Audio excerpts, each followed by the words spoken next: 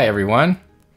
Excuse me if I come off as a little stiff. I'm still getting used to talking in front of a camera, and it's not easy for someone like me. But I'm really excited to be here today because today I'm going to be covering one of my favorite console platforms, the Game Boy.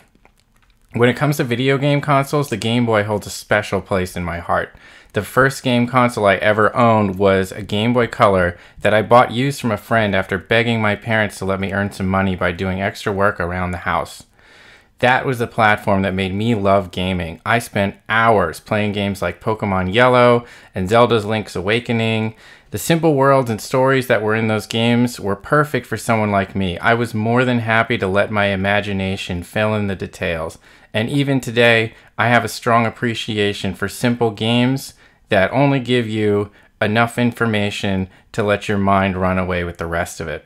My Game Boy collection is one of my prized possessions to this day. There's something magical about curling up with a tiny device and getting sucked into a different world that you can hold between two hands.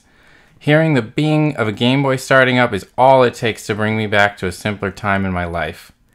In today's video, I'm going to show off the various consoles in my collection, go over some of the differences between the models, and give some basic advice to anyone who's interested in starting their own collection. I'm really excited to share this with you all, and I hope you enjoy it. Okay, let's get started with the first Game Boy in the lineup. This is the original Game Boy, also known as the DMG. That's the model number on the back, although the sticker has long since worn off. The DMG was Nintendo's first Game Boy. The ones you're more familiar with came in a kind of a gray color that everybody kind of associates with the Game Boy. This one was one of the first colors available in the Play It Loud series that was released a couple years later, and it came in a range of colors. The DMG is a very simple device. Nintendo went out of their way when designing it to use old parts that were easily available and cheap. With that, they were able to keep costs down and also were able to preserve battery life, which led to the big success of the Game Boy. It was very cheap. Because so many people bought it, a lot of people were making games for it, and it just kind of spiraled out from there. As you can see, it's pretty chonky. It's heavy too. On one side we got our volume, and this is the link cable slot to trade your Pokemans. Cartridge slot in the back. It actually has a nifty little notch here, which slides into this notch on the cartridge. Just like that. And then on the other side we have an AC adapter port. You could actually plug it into the wall and power it without batteries. And this contrast slider, which moved the darkness of the screen up and down, ran on 4 AA batteries. Then on the front we've got the D-pad, 2 face buttons, and the select and start. On the bottom we've got our headphone jack, and that was about it. Let's turn it on and see what it looks like. And then there's the contrast all the way down and all the way up. And you would just adjust this based on the lighting in the room you're in. And there's our DMG. The games that the original Game Boy can play all came pretty much, with the exception of some cartridges like Pokemon, all came in these gray cartridges. They have a notch on the side, and any Game Boy can play these. Game Boys can also play black Game Boy Color cartridges. These cartridges are not labeled as Game Boy Color, although if you bought the box when they were new, it would say Game Boy Color on the box. And the easiest way to tell if a cartridge can be played on an original Game Boy is if there's an indent on the top and a notch on the side. All of these will play in black and white on an original Game Boy. So after the Game Boy was out for a while, Nintendo decided to come up with a follow-up, and that was the Game Boy Pocket. Now the Pocket model I have here actually isn't turning on right now, so I can't compare the screens side by side with you, but we'll have another way to do that in a minute. The only difference really in between the two screens is that the greenish tint on the DMG is gone and it's now a standard grayscale screen. However, the same type of screen, it has the same type of motion blur and ghosting as the original screen. As you can see, same face buttons. D-pad, B and A, select and start. Same single speaker on the front, power light. The little notch that I referred to earlier is now gone and never returned on any other models. I guess they just decided they didn't need it anymore. But as you can see, the internals in the board were pretty much the same. They were just shrunk down. So on the side, we've got our link cable port and our volume slider. These actually switched places from the old model. And then on the other side, the opposite side, now we have contrast. You can see this is way thinner than the DMG. It uses only 2 AAA batteries, and this was known as the MGB line. Once again, on the bottom, we have our headphone jack, and the AC adapter was shrunk down and moved to the bottom. Volume slider played the exact same games as the original Game Boy. The compatibility was exactly the same. So this is just a Game Boy, but smaller. So next up, we have the Game Boy Light.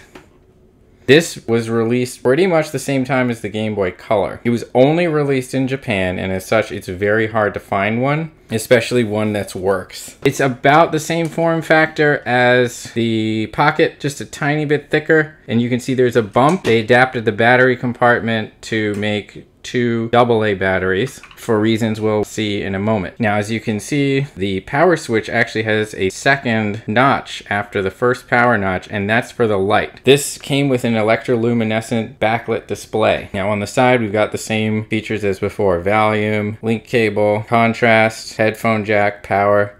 So it's all pretty much the same. So we're gonna turn this on, try that again. Technical difficulties. The problem with using older hardware is sometimes it's a bit finicky. So there's the light.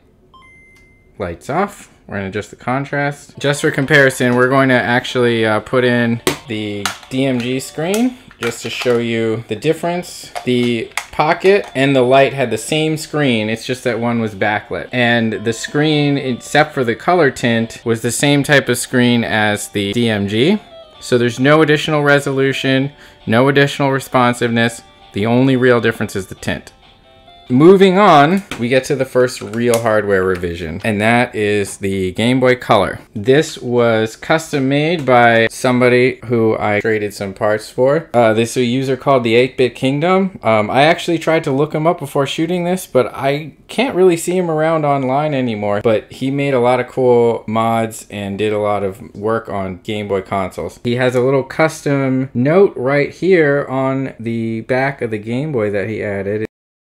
Just a nice little feature. Made this a cool collectible. 2 AA batteries. Then on the front, we've still got our same face button, same speaker. The Game Boy Color, as you can guess, had a color screen. Besides just being a color screen, they used a new TFT LCD display, which was way more responsive. It didn't have the same ghosting that the old models did. I think if you're looking to collect pre-Game Boy Advance models, the Color is probably the way to go. Now on the side, we have a new link cable port. It does the same thing as the old one. It's just a slightly different shape. We've got our volume slider, and then on the other side we have a power switch. There's no more contrast, as the TFT display does not have any contrast adjustment. It's just a straight reflective display. Now on the bottom we've got the same headphone jack and power adapter, and then on the top we have our infrared port. This was a neat little addition that they only ever put on the Color. A lot of games didn't use it, but some used it for special features, like the Pokemon trading card game here. If you had a friend with the game, you could aim your Game Boy sports at each other, and then both people would get a free card. I had a game as a kid called Mission Impossible, and it actually had a little app in the game where you could turn your Game Boy into a TV remote. Now I would sit and change channels with my Game Boy, which was pretty fun. So little things like that. Different kind of display. As you can see, we got beautiful color.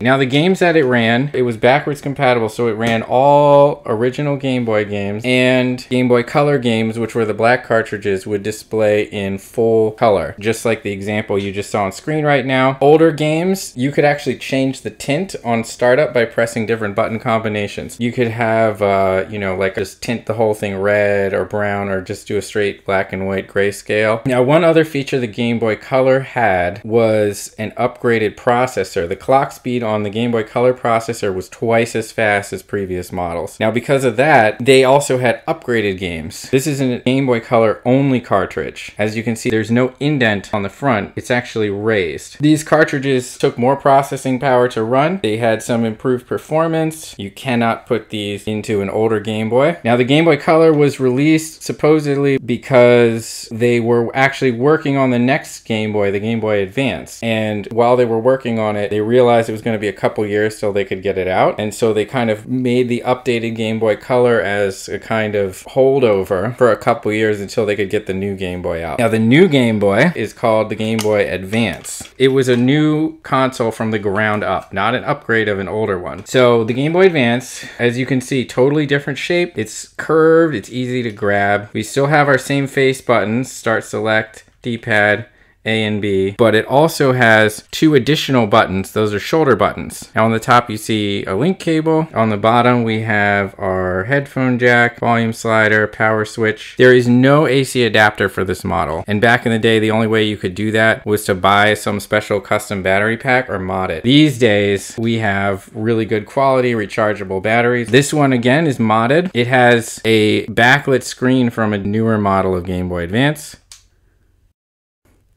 It's super bright. If you just buy an original Game Boy Advance that's not modded, this screen will be much like the original Game Boy Color screen. It's just a reflective screen. You have to stand somewhere with light behind you to really see it. Now the Game Boy Advance had newer cartridge designs too. Cartridges were a lot smaller despite carrying a lot more data in them. It's also backwards compatible with all of the older ones. Now one other thing to note, certain Game Boy Color games like this one actually had special features locked into them that you could only access if you were playing the game on a Game Boy Advance. All right, so next up we have what was kind of considered the modern Game Boy, the SP. This Game Boy was the first one that came from the factory with a rechargeable battery pack. It had a clamshell design, so it was super portable. The buttons, as you can see, are recessed, and it was the first model released outside of Japan with an illuminated screen. We've got the same buttons, and then this is a brightness button. You can adjust the brightness. Here we have the shoulder buttons, the link cable, and this here is the charging port. On this side we've got volume slider. Now one thing this model did not have was a headphone jack. There was actually an adapter you can get to plug into these slots. There were two models of the SP. There was the AGS-001, which had a front lit display, and then the AGS-101, that's this model, and that one had a much brighter backlit display. It's got a very bright screen, and the 101 is actually the screen that I transplanted into the other Game Boy. Once again, the 8-bit kingdom did the work there. If you want to find one of these, they're very hard to find and they've only gotten rarer over time. I think the AGS-001 is fine, and if you can find one cheap, it's a great starting point for collectors. It's rechargeable, it's got a lit screen, the screen looks fine, it's perfectly serviceable, it's just not as bright as the 101. If you get one of those, you can play any Game Boy game ever made. The only real drawback is the lack of a headphone jack. So now we're going to move into the last Game Boy, and that's the Micro. The Micro was intended, I think, almost as much a collector's item. It's very small. You can't necessarily see it on camera, but it has a really nice metal back. Here's the LNR. It had a redesigned power port for charging. We got our select start buttons. It actually has clicky buttons for the volume. The screen is very bright.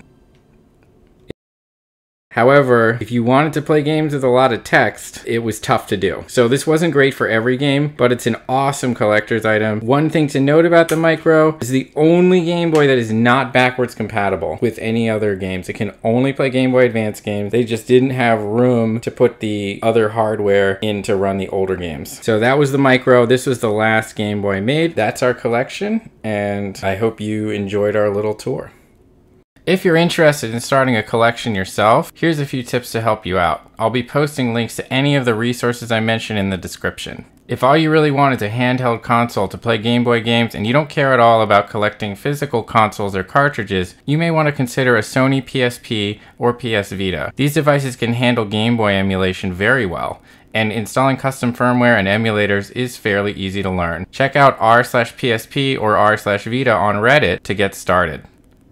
You can also consider a handheld emulation device such as the RG350 or BitBoy. These devices have become quite affordable and can run a range of games from different consoles. There are some great channels out there if you want more information. Retro Dodo and Taki Udon are two great channels that specialize in reviewing these consoles. If you're interested in either purchasing a modded Game Boy or learning to mod yourself, the best place to get started is r/Gameboy or r/Gameboy Marketplace on Reddit. Years ago, this is where I got my start learning the ins and outs of these consoles. The Game Boy modding scene continues to increase in popularity, and there's a wide range of available projects out there, from simply swapping out buttons to adding modern LCD displays and full-on case mods. Overall, there's no wrong way to start collecting for Game Boy. There's a range of consoles out there at various price points and rarity. Unfortunately, collecting Game Boys isn't as cheap as it used to be, but there's still deals to be had if you're up for the search. The Game Boy subreddit is a wealth of information for the beginning collector. I also want to give a shout out to The Retro Future on YouTube. His videos have tons of information on Game Boy hardware, accessories, mods, and repairs, and are presented in an entertaining and informative manner. Thanks for watching this video.